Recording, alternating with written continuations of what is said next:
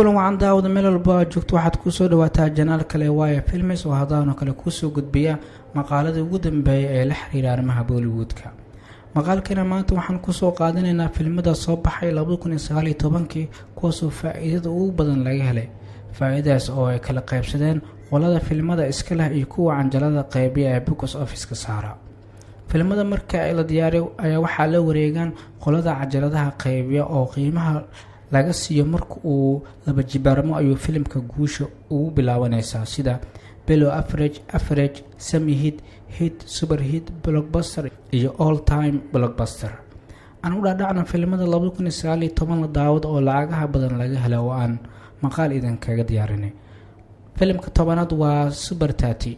filimkan waxaa lagu qarash gareeyay 60 karoor wuxuuna box office ka soo xareeyay 208.93 karoor waxaana laga sameeyay nolosha xisaabiyahanka weyn ee reer Hindiya Anand Kumar.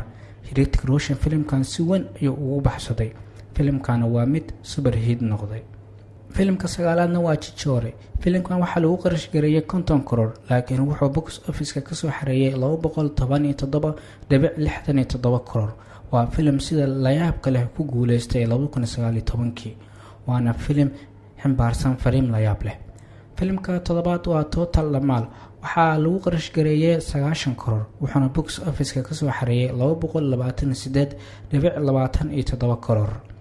filimka toddobaad waa Gully Boy waxaa lagu qarash gareeyay 84 karoor wuxuuna box office ka soo xareeyay 238.16 karoor. filimkan ayaa waxaa wada jiray Ranveer Singh iyo Alia Bhatt wuxuuna dhiirigelin u noqday qof walba oo Hindiya ku nool. qof walba oo Hindiya joogtana wuxuu leeyahay Apna Time Aayega oo ah waqtigeena ayaa la joogaa.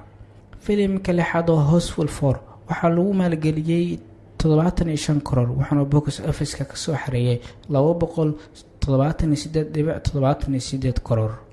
filimka shanaad waa Mission Mangal waxaa lagu maalgeliyay 32 karoor wuxuuna box office ka soo xareeyay 390 karoor.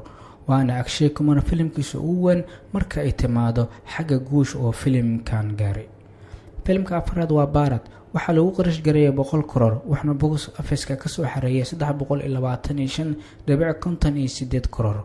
wuxuuna ahaa filimka uu Salman Khan taageerayaashiisa ugu hadiyeeyay ciida awgeed laakiin wuxuu ku guuldareystay inuu abuuro la yaab. filimka saddexaad waa Yuri The Surgical Strike waxaa lagu maalgeliyay 25 karoor laakiin si la yaab leh ayuu wuxuu ku soo xareeyay 342 karoor.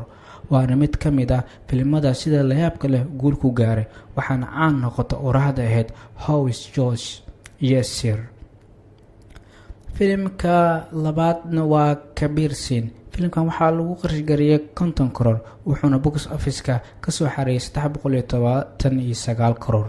inkastoo dhaleeceyn kala kulmay qolada filimada naqdisa haddana guul weyn ayuu soo hoyay.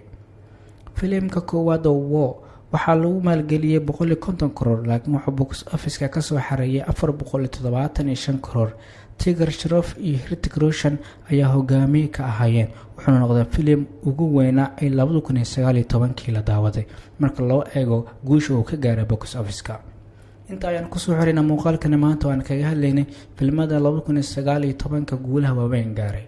haddii aad ka heshana la wadaag asxaabtaada.